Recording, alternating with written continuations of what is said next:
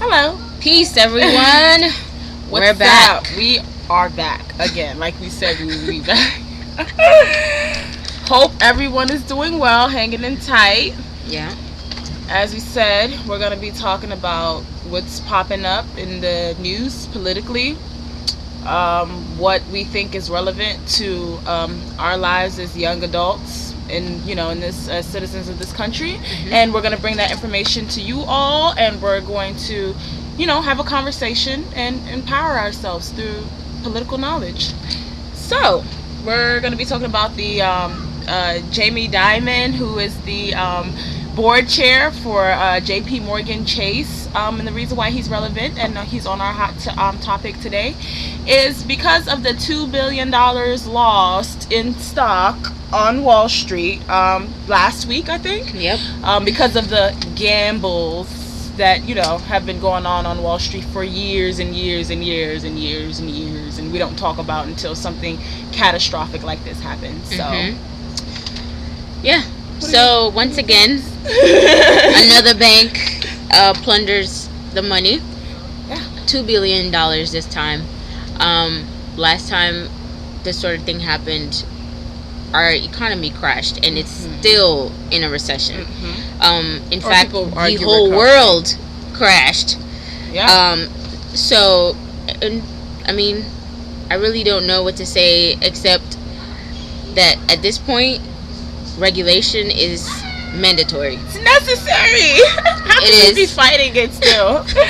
So necessary. We're fighting regulation because these banks claim that it's too much oversight, too much interference, but then when you're too big to fail, you're just too big, as Alan Greenspan said.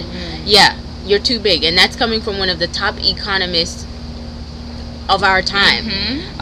These banks have gotten in way over their heads, and they continue to do so because they have the money and the power to continue lobbying Congress and the rest of the world in order to get around what they're supposed to do. Doing exactly. And so we're here again, and it's more of why should we care? Why should we care is because I'm sure we all remember what happened in 2008, 2007.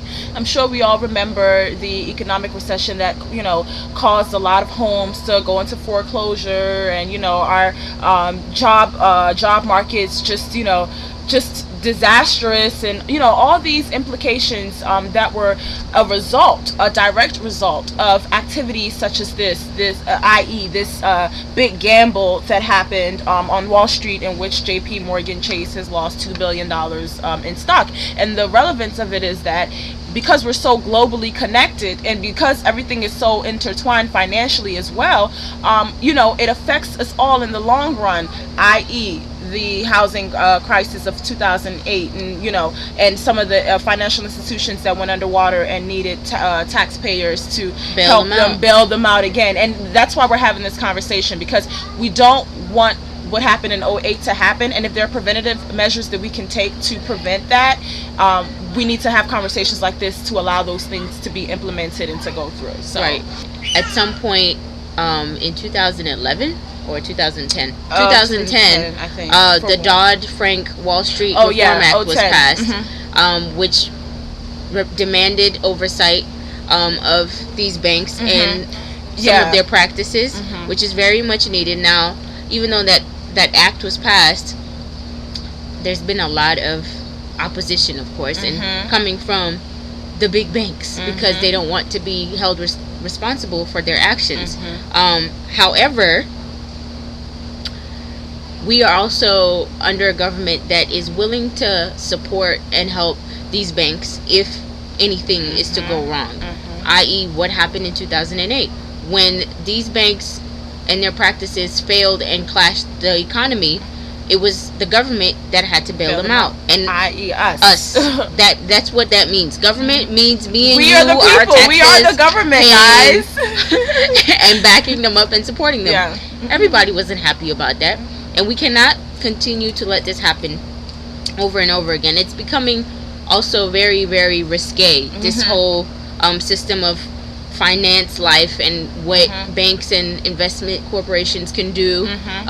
They know that they're not being afforded the same type of oversight and regulation that other institutions have to go through, so they abuse it. Yeah. Rightfully so, they're gonna abuse it because they know there's a possibility of profit there. Yeah. You know, when you talk finance and you talk profit, they get so excited. Everybody, who doesn't get excited about profit? But not to the point where you're risking customers and clients' money. Yeah, definitely. That's what the government and people like Barney Frank and former chairman of the Federal Reserve. That's right. Vulcan, and that takes us actually to the rule that we talk about briefly, that would kind of, I don't want to say govern, but kind of oversee some of these things that are some of these activities that are happening that can cause this huge turmoil, and there's arguments to this, of course, as to why these big banks and these hedge funds, what we were looking up all afternoon, why they don't want these regulations implemented, obviously, and one of the arguments is about competitiveness in the global market, and how too much regulations and oversight in the United States, in terms of like the acts for financial institutions, can actually cause a lack of competitiveness in the global market. But it's kind of like it sounds good, but I don't really know I don't really know how accurate that is, because I don't really see how you're going to be globally competitive if you're underwater and the people of your country are having to bail you out off the little money that they have. So I don't know if that's a good enough argument. To me, it sounds more like just trying to find a way to get around being supervised, which is necessary, because guess what happens when you mess up? You run back to daddy and mommy. Who's daddy and mommy? The government. Who is government? Us. Exactly. To bail you out. So when I say don't do this, because if you do this is going to happen, and you're telling me, I don't want you to tell me not to do this, but when I mess up I'm going to come to you, it's like, are you kidding me? Like, counterproductive and just doesn't make any sense. So yeah, good parenting. But we know who the boss should be in this whole scheme of things, and it should not be financial institutions, as it unfortunately has been for so many years. Financial institutions have been playing parent and have been getting away with it. They're running things as they shouldn't be, because they've been irresponsible. And once you're being irresponsible, and 6 million people lost their jobs when Morgan Stanley and all those other institutions decided to play around with people's money. They lost jobs, 6 million people, and then another 5 million because the economy crashed. So let's be real about the situation. Oversight is necessary. Until these big banks can show us that they really do have our best interest at heart and they're not going to gamble with our money, you will have to deal with regulations. It's so interesting how JPMorgan Chase has been lauded to be one of the best banks in this country, and by far is the largest bank. Yes, they helped buy Washington Mutual when we had our global crisis, but at the end of the day, even though they did their part to help the economy stay in place and not collapse, doesn't mean that if they make a mistake we should just let them slide. It's also interesting how Jamie Dimon, the CEO of JPMorgan Chase, says he is a proponent of too big to fail, which is basically saying that since a bank like JPMorgan Chase is so big, if anything is to happen to them, it would be detrimental to our nation, detrimental to the economic market. So government and any other entities that are invested should back them up and support them through funds. Fine, you want to be supported through funds, that's okay, but when it gets to a point where you lose $2 billion over risky hedging, no, then that's inappropriate. We are not going to support that, and we're not going to be bailing that. And I think it's very valid to say that these banks are getting so huge that if we continue to allow them to get bigger and bigger, us saying, hey, we need to regulate you, is going to be more and more of a small voice. It's going to be lessened because they have such an enormous hold and influence over so many things that it's almost just like And they have millions in money to be able to lobby, and because we don't like to get up at 10 in the morning, those of us that live in the DMV area, to go to the Senate building and go do our own lobbying of our own. They just have their foot soldiers in which they can fund, very gracious packages, and have them, go on ahead to the Senate building and do their lobbying and things of that nature, so that they can continue to make sure that what they want is being attended to. That's right. While the rest of us, are kind of suffering and don't even have a clue of what's going on or why it is that we're suffering. But we're going to just talk very briefly about, Samira had some notes on this, the Financial Stability Board and things of that nature. But as we were even going over this, I go, wait, so there's an insurance coverage for these banks through the government? And Samira goes, yeah. And I'm like, so wait, so they're basically covered. It's kind of like, okay, you mess up, and guess what? You can gamble and take risk all you want, and guess what? When the consequences arise, we'll be the ones to cover it for you. And it's like, are you kidding me? No, that's just not going to happen. That's convenient for you. Yeah, but it's really not convenient for me. You understand what I'm saying? So these are things that, I didn't even know. And so these are things that we need to be aware of, so that when there's something like this being enacted or being talked about, we can go ahead and voice our opinions on, of course they need regulations. Look at them. They do whatever they want to do. And if it's such a huge task to take on, this is the time where we need to start chipping away at the block. Seriously. Because within the past, 5 years, there's been 5 financial blunders from the major institutions that are on the Financial Stability Board's list of systemically important financial institutions, meaning they're so huge that if they collapsed, our whole world would be in shambles. So 5 of them in the past 5 years have created situations that have been dire to the economic health of the world, not just this nation, the world. JPMorgan just recently in May 2012 lost $2 billion.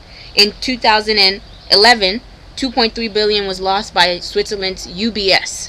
In 2008, Credit Suisse lost $2.65 billion. Okay? And then in 2008, Societe Generale, $7.2 billion lost over unauthorized stocks.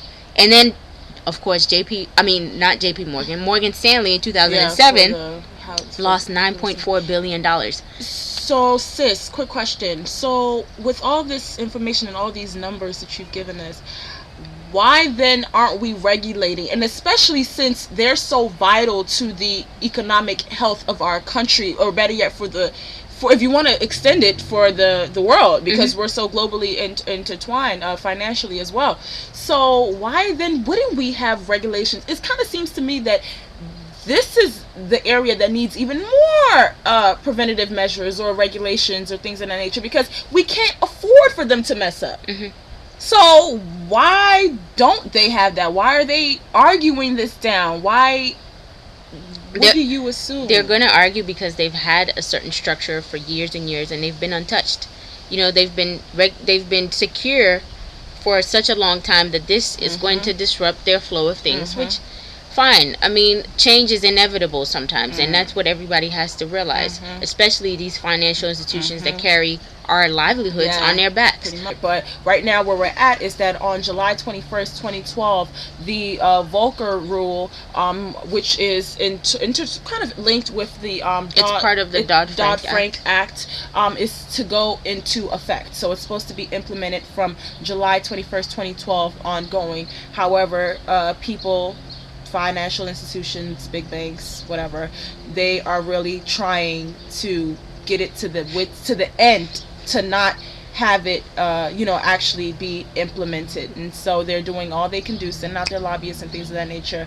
But just briefly, if we didn't say what the Volcker rule is doing, or what it's seeking, is that it's trying to create an atmosphere in which big banks can't do proprietary trading, commercial banks as well. They can't do proprietary trading in the sense that they can't do proprietary trading with our deposits. So you know how you take your check to the bank and they say, oh, we're going to hold it for a couple of days. There are a lot of factors to that. One of them being the whole overseas trading and things of that nature that's happening. So it's kind of like they're gambling with your money overseas. fees, for a little bit of time or things of that nature. But this act is supposed to protect the consumer. It's supposed to protect us from these gambles that go on Wall Street and with big banks, in which they can gamble. They're not saying that don't take the risk, because that's what the business is about. However, don't take the risk on the backs of the customers. That's right. And so they're trying to knock it down, but as long as we are proactive in our political process, we stay in the know, we're going to make sure that they do create the regulations and actually implement the regulations, so that we don't have to see what we saw in 2008, and then further affecting college graduates and not being able to get jobs and all those things of that nature. If you really want to know why it's relevant to you, houses being foreclosed and things of that nature. So let's try to stay in the know on that, guys. Okay? So that's it with A&A, and we'll see you guys later, okay? Alrighty. Peace. Deuces.